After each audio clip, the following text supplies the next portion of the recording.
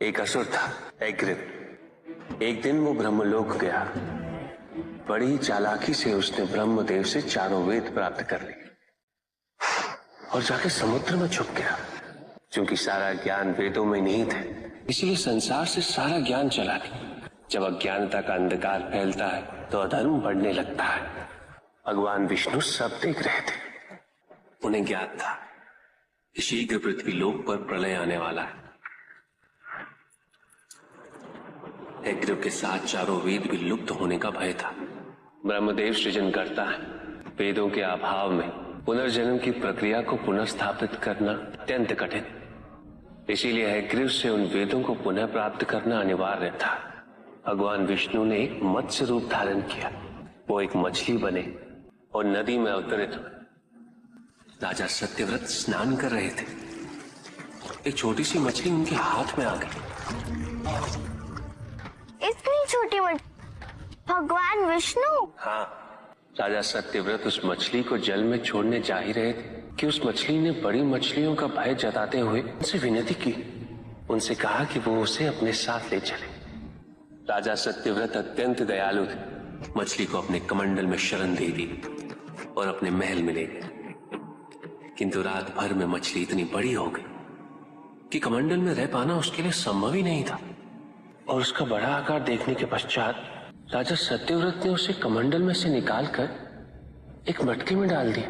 मटके में डालने के पश्चात उसका आकार पुनः बड़ा हो गया। तो राजा सत्यव्रत ने उसे मटके में से निकालकर एक सरोवर में रख दिया। किंतु उस एक ही रात में सरोवर में रखने के पश्चात भी उसका आकार इतना बड़ा हो गया कि उसे नदी में रखना पड़ा। किंतु नदी में रखने के पश्चात भी उसका आकार पुनः बढ़ा और इतना बड़ा हो गया कि यदि उसे महासागर में नहीं रखा जाता तो उसकी मृत्यु निश्चित थी। राजा सत्यव्रत उसे महासागर की ओर ले गए। क्योंकि राजा सत्यव्रत तपस्वी थे, ज्ञानी थे, उन्हें आभास हुआ कि ये कोई साधारण मछली नहीं, ये स्वयं साक्षात भगवान विष्णु ही है। भगवान विष्णु राजा सत्यव्रत की उदारता से अत्यंत प्रसन्न थे, इसीलिए उन्होंने राजा सत्यव्रत को मत्स्य रूप धारण करने का कारण बताया। साथ ही उन्होंने सत्यव्रत से कहा, आज से 7वें दिन प्रलय आएगा, समस्त पृथ्वी जल में समा जाएगी।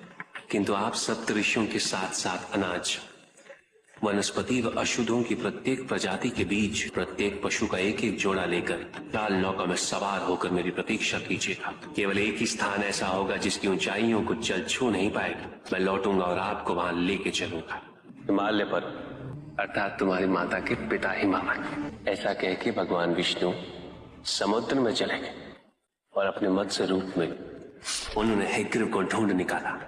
उस दुष्ट का वध करके वेदों को पुनः प्राप्त कर लिया। ठीक 7वें दिन, किंतु भगवान विष्णु के आदेश अनुसार राजा सत्यव्रत एक विशाल नौका में उनकी प्रतीक्षा कर रहे थे। विष्णु जी एक सींग वाली विशाल स्वर्ण मत्स्य रूप में प्रकट हुए। नौका को मत्स्य से बांधते हेतु सर्पराज वासुकी का प्रयोग किया गया और विष्णु जी ने अपने वचन अनुसार उन सबको हिमालय तक सुरक्षित पहुंचाया, ताकि प्रलय के पश्चात वेदों के आधार पे संसार पुनः बसाया जा सके। राजा सत्यव्रत मनु कहलाए। मनु अर्थात मानव जाति के प्रणजनक।